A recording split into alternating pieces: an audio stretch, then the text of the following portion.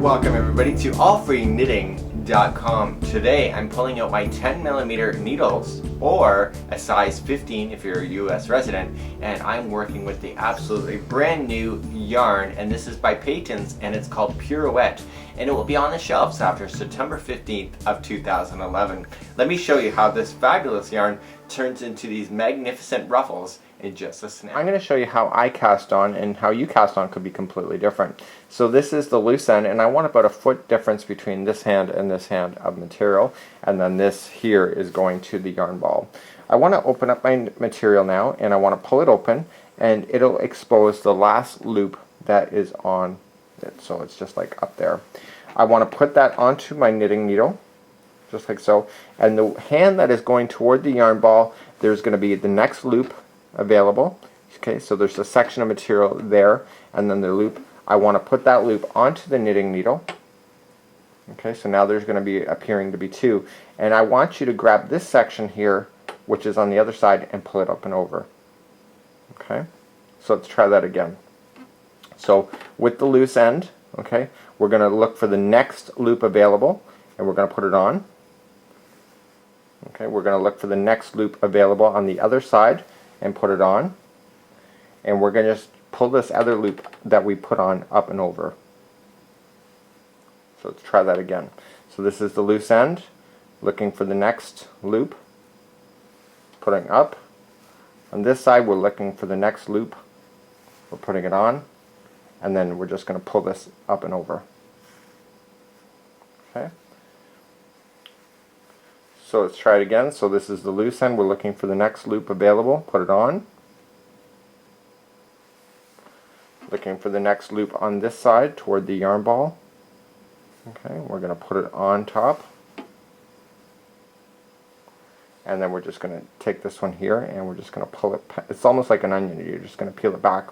So the average scarf distance of the width is about 6. You can do 9 if you felt like you wanted to go that much. When you go more stitches, the scarf will be less, so 6 to 9 is ideal. 6 is probably the best.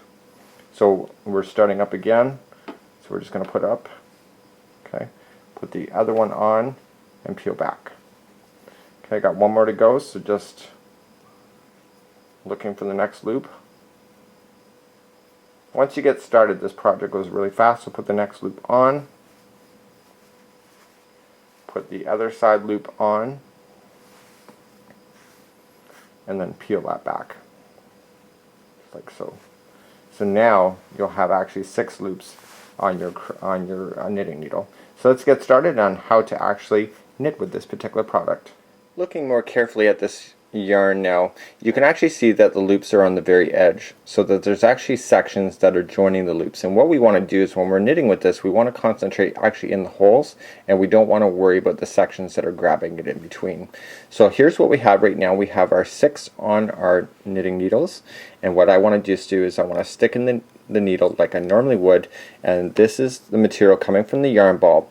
Now what I noticed here when I did it is that this loop is a little bit too close and it's not going to give you as much frill, and normally when we work in the center going from in between the edges is that we want to go to each one, but on the edges I want you to skip this one and go to the second one over, and I want you to put it onto your knitting needle just like so, and I want you to knit as normal. So isn't that hard? Isn't that pretty cool?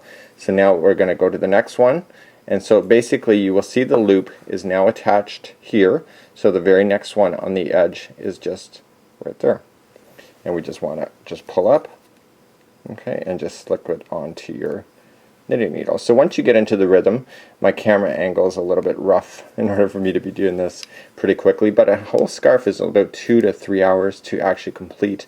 One ball of the Pirouette will equal one scarf, and it's a generous size scarf, as you can probably see in the pictures that I've already probably put onto this video. So I just want to keep going along.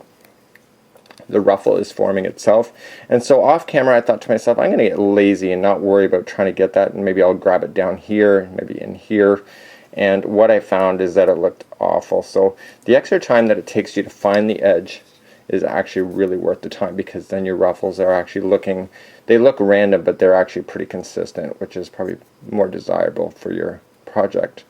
So we're just going to keep working along, So a couple tips that I have for you with this particular yarn is that when we go to rotate ourselves to come back, I tend to always rotate my hooks the same way. But what happens is that this material, because you need to open it up and it's already like a shoelace when you start with it, is that every time you rotate you're actually going to be twisting up your material. So what you're going to find with yourself is that when you go back and forth, in one direction you should rotate your hook in one direction, and the other direction you should rotate. So what I'm saying by that is that I normally just go like this and switch hands, and when I go to do it the next line, I should actually do it the other way to prevent the material from actually twisting up. Hopefully that makes a lot of sense. So we're again back on the edge, just like so. And so then what it is that 6 across is a really generous size as well. Again, I'd want to skip the very next one that is available, so I want to go to the second one over. I'm just using my fingers to pull that open. Again, I just want to go to the second loop over when I go to do an edge. I don't want to go to the first one because it just makes it a lot nicer. And so in between, again, I'm just going to grab each loop as they come.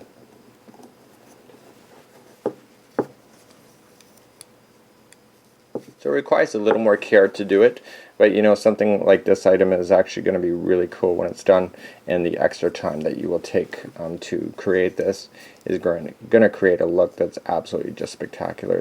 This stuff is absolutely gorgeous.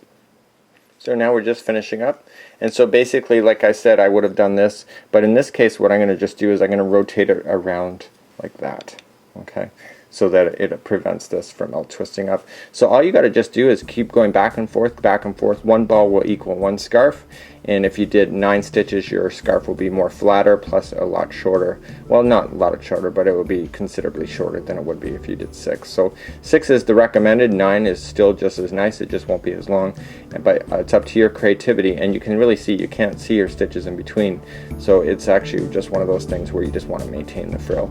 On behalf of Patons Yarns and allfreeknitting.com, I'd like to thank you for joining me today.